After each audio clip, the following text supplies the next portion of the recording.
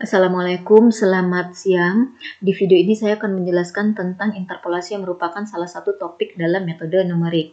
Oke, nah seperti yang kita ketahui, para ilmuwan itu memiliki banyak sekali data-data diskrit yang biasanya ditampilkan dalam bentuk tabel ya. Data tersebut bisa jadi muncul berdasarkan pada hasil pengukuran di lab, atau hasil pengamatan di lapangan, atau berdasarkan pada informasi yang ada di referensi. Nah, salah satu contohnya adalah misalnya data ini. Katakanlah ini menunjukkan waktu yang satuannya meter, kemudian ini adalah jarak atau posisi dari kendaraan. Jadi ceritanya misalnya adalah pada menit ketiga posisi kendaraan itu adalah di 225 meter. Kemudian pada menit kelima posisi kendaraan itu adalah di 383 meter. Oke, begitu seterusnya. Kemudian ini adalah kecepatan dari kendaraan tersebut atau kecepatan tempuhnya, di mana satuannya adalah meter per menit. Nah, kita ingin mengetahui di mana sih posisi mobil pada waktu 10 menit atau pada menit ke-10. Nah, kalau kita melihat pada data ini, tidak ada tuh informasi tentang posisi kendaraan pada menit ke-10. Idealnya, kalau kita pengen tahu posisi yang sesungguhnya dari mobil, mungkin kita bisa saja melakukan perjalanan. Kemudian ditemukanlah pada menit ke-10 di mana posisi kendaraannya. Namun tentunya itu tidak efisien. Nah, ketimbang kita melakukan hal yang seperti itu, maka ada baiknya kita memahami topik tentang interpolasi, di mana dengan interpolasi ini kita bisa mengestimasi pada menit ke-10 di mana sih posisi kendaraan. Nah, interpolasi dalam hal ini bisa dilakukan karena range dari informasi waktu yang kita punya di sini adalah dari menit ke-0 hingga menit ke-13. Dan 10 itu terletak di antara 0 hingga 13. Oleh karena itu, kita bisa melakukan atau mengestimasi di mana posisi kendaraan pada menit ke-10 untuk menjawab pertanyaan ini. Namun, kalau kita ingin mengetahui di mana posisi mobil pada menit ke-15, dalam hal ini tidak bisa dilakukan teknik interpolasi karena 15 itu atau menit ke-15 itu berada di luar range waktu yang kita punya informasinya ini. Oke, nah sebenarnya secara umum untuk menjawab pertanyaan seperti ini bisa dilakukan dengan suatu metode yang dalam matematika disebut dengan metode pencocokan kurva atau curve fitting. Artinya adalah metode yang mencocokkan titik data dengan sebuah kurva dari suatu fungsi. Jadi tabel tadi itu menginformasikan ke kita tentang titik-titik data. Nah, secara garis besar ada dua metode pencocokan kurva dalam matematika. Yang pertama adalah regresi. Nah, dalam regresi, kurvanya itu adalah berbentuk garis lurus, di mana kurva ini atau garis ini mencocokkan titik-titik data yang tidak perlu melalui semua titik. Jadi, yang diperhatikan dalam topik regresi itu adalah tren atau kecenderungan keberadaan titik-titik data tersebut. Nah, kalau kita lihat di sini kan garis ini tidak perlu melalui setiap titik yang ada pada data ya. Kemudian metode pencocokan kurva yang kedua itu adalah interpolasi. Nah, kalau dalam interpolasi tekniknya itu adalah kurvanya dibuat melalui setiap titik yang ada pada data.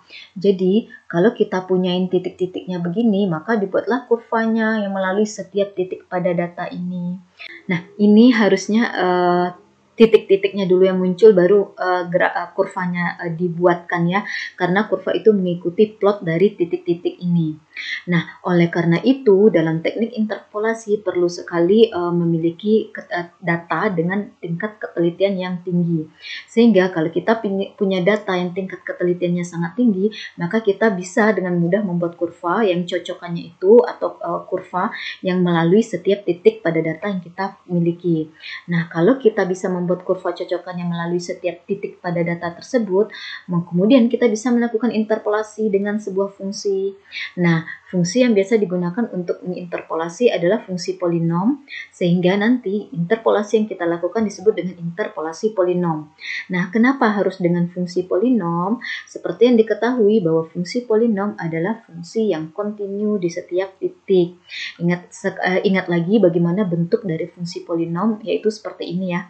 Yang namanya fungsi polinom adalah fungsi yang variabelnya berpangkat tertinggi, fungsi yang variabelnya itu berpangkat bilangan bulat. positif. Jadi pangkat-pangkat dari variabelnya tersebut harus bilangan bulat positif. Entah pangkat 1, pangkat 2, pangkat 3, dan seterusnya. Sedangkan koefisiennya boleh jadi bukan bilangan bulat. Nah, kenapa dengan fungsi polinom selain fungsi tersebut kontinu di semua titik, fungsi tersebut juga sangat mudah ditemukan turunannya dan juga integralnya. Oleh karena itu, fungsi polinom sangat direkomendasikan untuk untuk dimanfaatkan dalam teknik interpolasi. Oke, nah jadi yang dimaksud dengan interpolasi itu adalah suatu teknik untuk menemukan nilai atau titik di antara beberapa titik pada data yang telah diketahui. Nah, sebagaimana yang contoh di awal tadi ya. Oke. Nah, proses menginterpolasi adalah sebagai berikut. Yang pertama, katakanlah kita mempunyai informasi di mana informasi yang kita punya tersebut adalah ada n buah titik yang berbeda. Katakanlah n buah titik itu misalnya titik x1, y1, titik x2, y2, hingga titik xn, yn. Nah, berikutnya kita akan membuat fungsi polinom yang dimana kurvanya itu akan melalui setiap titik yang ada pada data ini. Nah, fungsi polinom yang akan kita bentuk itu adalah fungsi polinom dengan pangkat tertinggi n kurang 1. Jadi kalau kita punya titik pada data itu sebanyak n buah, maka fungsi polinomnya itu berpangkat tertinggi n kurang 1. Nah, berikutnya setelah kita punya bentuk fungsi polinomial yang mencocokkan titik-titik pada data atau pada kurva, maka kita bisa menjawab pertanyaan atau mengestimasi nilai y di suatu x. Yaitu caranya adalah misalnya nih, kita ingin mengetahui berapa sih nilai y pada x sama dengan a. Maka kita substitusilah setiap x yang ada di polinom ini dengan a. Sehingga kita bisa menemukan titik yang ditanya atau yang ingin kita estimasi. Nah, ada banyak cara untuk menemukan polinom interpolasi atau melakukan teknik interpolasi polinom. Salah satu cara adalah disebut dengan interpolasi polinom itu sendiri. Tekniknya adalah kita harus membuat fungsi polinom yang melalui semua titik yang ada pada data. Nah, sebagaimana yang disampaikan tadi, fungsi polinom yang akan dibentuk adalah berpangkat tertinggi n kurang 1, di mana polinom dengan pangkat tertinggi n kurang 1 bentuk umumnya adalah seperti ini ya. Kalau di sini n kurang 1 artinya polinom berpangkat tertinggi n kurang 1, makanya di sini x-nya berpangkat n kurang 1 yang tertinggi. Yang n kurang 2 tentunya kecil dari n kurang 1 ya, di mana n di sini adalah bilangan bulat. Nah, langkah berikutnya adalah, tadi kan kita punya ada titik x1, y1 ya. Nah, gantilah setiap x yang ada di sini dengan x1, kemudian yang pn-1x ini sebagai y1-nya. Kemudian untuk titik yang kedua, x2, y2, gantilah setiap x yang ada di sini dengan x2, dan nilai y2-nya ini untuk menggantikan nilai pn-1 ini. Lakukan lagi hingga titik ke n dengan proses yang sama. Nah, berikutnya yang ini kita bisa pandang sebagai sistem persamaan linear. Nah, dengan melakukan beberapa metode yang ada dalam sistem persamaan linear, nanti kita bisa menemukan nilai an kurang 1, bisa menemukan nilai an kurang 2 hingga a0. Karena x1 hingga xn ini tidak lagi menjadi variabel nantinya, karena nilai x1, x2, dan seterusnya itu sudah diketahui dari sini. Dari sini. Nah, langkah berikutnya adalah setelah kita peroleh nilai-nilai A0 hingga AN kurang 1 ini, disubstitusikan ke sini nantinya. Nah, kemudian kita punyailah bentuk persamaan polinomnya seperti ini ya, setelah AN kurang 1 hingga A0 ini diketahui suatu bilangan. Nah, kalau kita ingin mengetahui berapa sih nilai Y pada X sama dengan K, ya tinggalkan kembali jalankan fungsi ini, ganti setiap X-nya dengan K. Oke, nah kira-kira ilustrasinya seperti itu. Contohnya sebagai berikut. Katakanlah kita punya informasi data seperti ini waktunya, kemudian ini jarak tempuhnya. Berarti ada 5 buah data ya, atau 5 buah titik, bukan 5 buah data, tapi 5 buah titik. Ini titik pertama yaitu 0,0, kemudian ini titik kedua yaitu titik 3,225, ini titik ketiga, titik keempat, dan titik kelima.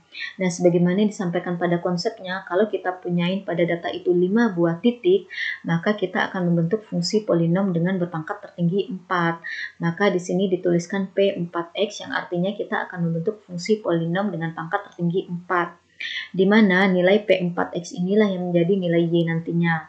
Dan kalau kita jabarkan fungsi polinom dengan berpangkat tertinggi 4 itu bentuknya adalah seperti ini, yaitu A4 kali X pangkat 4 ditambah A3 kali X pangkat 3 ditambah A2 kali X kuadrat ditambah A1X ditambah A0. Di mana di sini A0, A1, A2, A3 hingga A4 itu adalah suatu bilangan real. Kemudian karena di sini dikatakan P4 yang artinya polinom berpangkat tertinggi 4, maka di sini tertingginya itu adalah berpangkat 4. Nah, dari informasi ini kita punya titik pertamanya adalah 0,0. Maka gantilah setiap X yang ada di sini dengan 0, kemudian Y di sini ganti dengan 0 sesuai dengan di sini. Sehingga kita punyain persamaannya nanti adalah yang ini tentunya kalau X sama dengan 0 tentunya ya setiap suku yang ada X itu menjadi 0 ya. Sehingga yang di ruas kanan ini hanya tersisa A0 saja ini. Kemudian yang di ruas kiri Y ini bernilai 0 sesuai dengan informasi pada titiknya. Kemudian titik kedua yang kita punya adalah titik 3,225. Nah, ganti setiap X yang ada di sini ganti dengan 3. Sehingga kita punyai nanti seperti ini. Nanti 3 pangkat 4 kan 81 ya. Sehingga dari sini kita punya 81 A4 ini. Kemudian 3 pangkat 3 adalah 27. 27 kali A pangkat 3 ini. Kemudian ini 3 kuadrat kali A2 adalah 9A2. Ini A1 kali 3 adalah 3A1. Kemudian A0. Nah, nilai Y ini diganti dengan 225 ini. Oke, jadi kita punya persamaan ini dari titik kedua. Kemudian dari titik ketiga, kita ganti lagi X di sini dengan 5, nah, dan Y-nya diganti dengan 383 sehingga diperoleh ini. Kemudian dari titik keempat kita peroleh ini, dari titik kelima kita peroleh ini. Nah, ini semua bisa kita pandang sebagai sistem persamaan linier, di mana untuk sementara kita memandang ini yang berperan sebagai variabel itu adalah A0, A1, A2, A3, A4. Nah, lakukanlah teknik-teknik yang sudah kita ketahui di dalam teori sistem persamaan linear, entah metode substitusi atau metode eliminasi atau metode Gauss-Jordan dan sebagainya untuk menemukan solusi dari persamaan linear ini atau untuk menemukan nilai A0, A1, A2, A3 dan A4-nya. Nah, setelah itu nanti kita substitusikanlah nilai A0 hingga A4 itu ke persamaan ini. Pastinya A0 hingga A4-nya nanti sudah merupakan suatu bilangan ya. Sehingga kalau kita ingin mengestimasi di mana posisi kendaraan pada menit ke-10 misalnya, maka tinggal gantilah setiap X di sini dengan 10. Toh A0, A1, A2 hingga A4 kan sudah bilangan ya. Maka hasil ini nanti hasil perhitungannya tentunya berbentuk bilangan. Nah, itulah yang merupakan nilai untuk Y-nya, di mana Y-nya di sini nanti adalah jaraknya. Oke, nah interpolasi polinom ini tidak terlalu efisien karena kita terpaksa harus menyelesaikan model matematika sistem persamaan linear. Oleh karena itu, kita akan membahas teknik interpolasi lainnya nantinya.